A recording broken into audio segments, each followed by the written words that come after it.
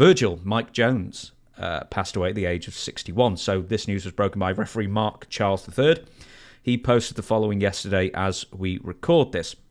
My dear friends, it is with great sorrow that I bring news from the Jones family of the passing of our beloved Mike Jones, whom we know and loved as Virgil, Vincent, Soul Train Jones, and more. Virgil passed peacefully at the hospital this morning, and I ask that you pray for him and his family. May his memory be eternal. So, health-wise, Virgil has been suffered strokes recently. He'd been diagnosed with early onset dementia. So, just over the last few years, it all piled on him. Well, I did a signing a couple of years ago with Virgil. We actually sat side by side, and he was okay that day. He was fine. He was laughing, and of course, you can't sit down with me and talk without laughing a little bit because I'm joking around all the time. But his last few years has been tough for him because I have been to some signings and I would see Virgil at a table by himself with nobody around him. You know, they've taken pictures. You know, they say Virgil's table, look how busy it is. Nobody would be there. But sometimes I heard that he would just show up and find a table and go sit down at it. And the guy who booked the venue and, you know, rented out the tables and all, would never say anything to him because what are you going to do? You're going to go out there and tell Virgil to leave? And then if he doesn't leave, you're going to escort him out. I mean, that brings attention to yourself. Let the guy go. And that's what everybody would say because he wasn't bothering anyone. But the day that I sat at the table with him, you know, quite a few people came up. Everybody knew who he was. Where was Virgil from? I think he was oh, God. I thought he was, as an independent, he was based in the northeast, so I figure around there. I'll just have a look. But you carry on while I find. Well, I had never really heard of him. He came to, I read one time, he came to Memphis, but I wasn't there when he came. No, you were in Mid-Atlantic at the time. That is exactly what I was just checking. So, yeah, you were in Mid-Atlantic by the time you got there. Yeah, I wasn't in Memphis, and I don't even know how he got in the business, to tell you the truth, but he got his break when Vince picked him up, put him with $1 Million Man Ted DiBiase, and they ran like that because Virgil, when he was with Ted, he had some heat. He had some strong heat. So, and they finally broke that up, and I think Virgil, he made his WrestleMania match against Ted, but my sympathy again to the Jones family for Virgil's death. He wasn't very old. He was like 61. 61. He was a Pennsylvania boy as well. Okay. So, well, Williamsburg he was born in, and Pittsburgh he died in. Where did he die? Pittsburgh? Yeah, Pittsburgh as well. Let me give you a couple of things about Virgil Mike Jones. So, wrestling in independence in the Northeast.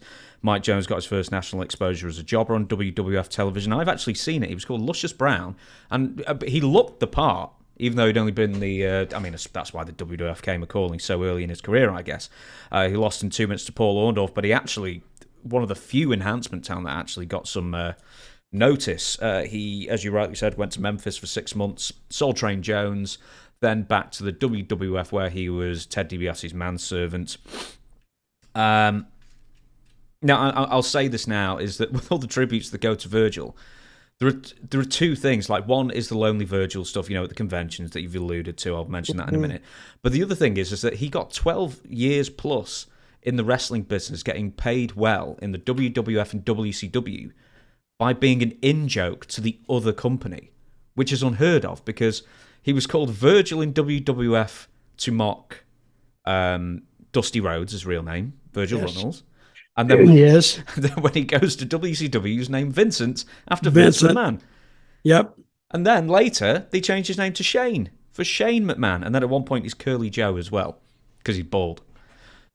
So I don't get the Curly Joe just because he was bald. yes, I think it was an ironic curly in Well, for a guy to get a job that paid well for 12 years is an accomplishment in and of itself. mm-hmm. So I'm glad he did that. Because, yeah. but I never knew anybody that was his friend. That's what I'm saying. You know, nobody was ever known. Oh, he hangs around Virgil. Nobody ever said that, or he travels with Virgil. Nobody ever. I never heard that. Tell you the truth, but Virgil was an entity in and of itself. So when you say Virgil, everybody knew who you was talking about, even fans.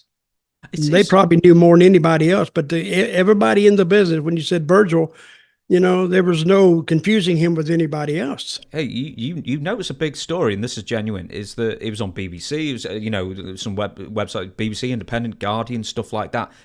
So many of the major, in the UK, so many major news. Did the UK carry it? Yeah, loads of like major news corporations and such carried the story. Did you ever interview him?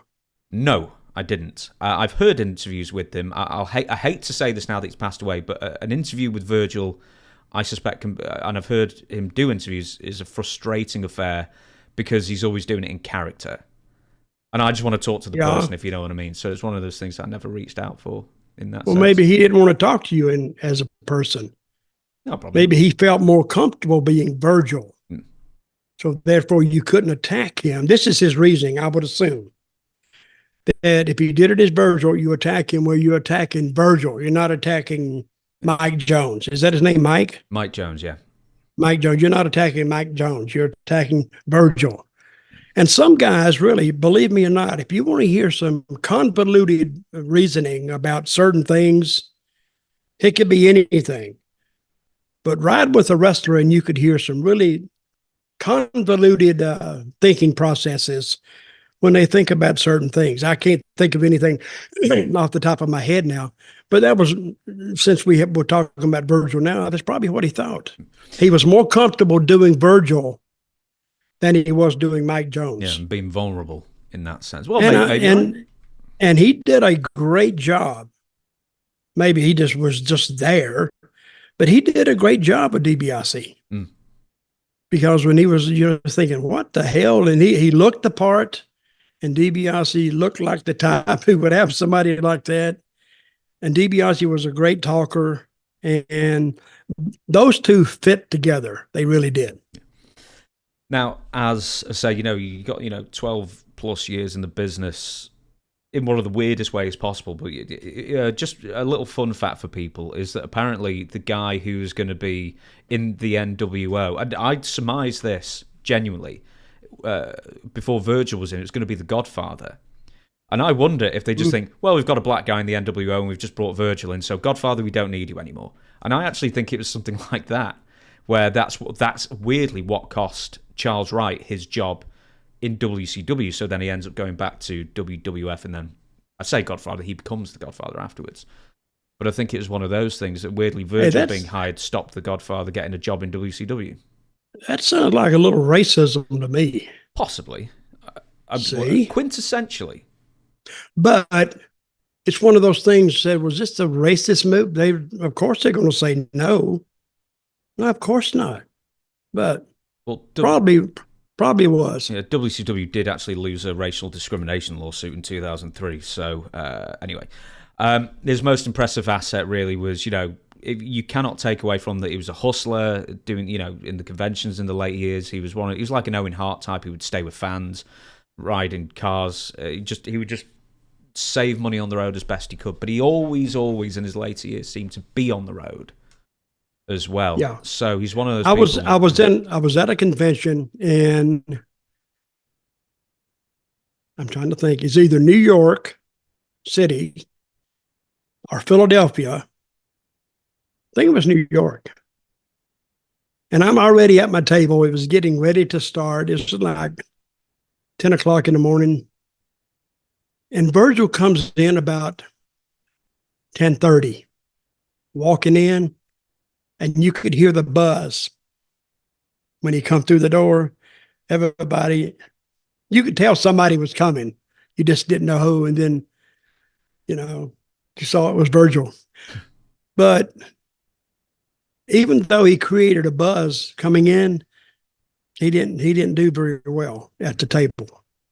And I don't know why. Do you know what? I think it's because he's one of those ones who upsell. You know, you'll try and get a photo in, and he'll try and upsell you. Oh, well, you can just buy this and this for da-da-da, and you know, give the hard sell in that kind of You know sense. who the number one upselling guy in pro wrestling is? I know who it is. Who is it? Boogie Woogie, man. Yep, sure is. Boogie Woogie will get you from $1 to $10 fairly quickly. He upsells. Even the kids, he'll get the kids saying, "Ask your mama to get this for you." But he does very well. I mean, you can't get mad at Boogie Woogie, man, because hey, daddy, and he's hugging you and everything. So, and hell, you'll just damn buy a picture just for him not to make you out to be a tightwad. There's one more thing I wanted to say is that obviously, you know, the famous photos, he sort of ended up getting a new lease of life weirdly from the Lonely Virgil stuff in the conventions, but his sign always said Virgil WW, sorry, the first one is Virgil Superstar. Wrestling Superstar, and then the second one on the table that would be draped over the table would say Ted DiBiase and Virgil WWE Superstar. He misspelled DiBiase. And that was actually, it fit his gimmick. Yeah. And Ted was never there. They just put Ted DiBiase, and someone would come up to him and say, "Oh yeah, Ted's nipped off or whatever for a..." Does Ted do a lot of signings or no? Yeah. He was does. Yeah, he was in Manchester last year. But yeah, he does quite a few. Saving up for his legal fees, I guess. And you just had to bring that up, didn't you? Before you did. Well, yeah.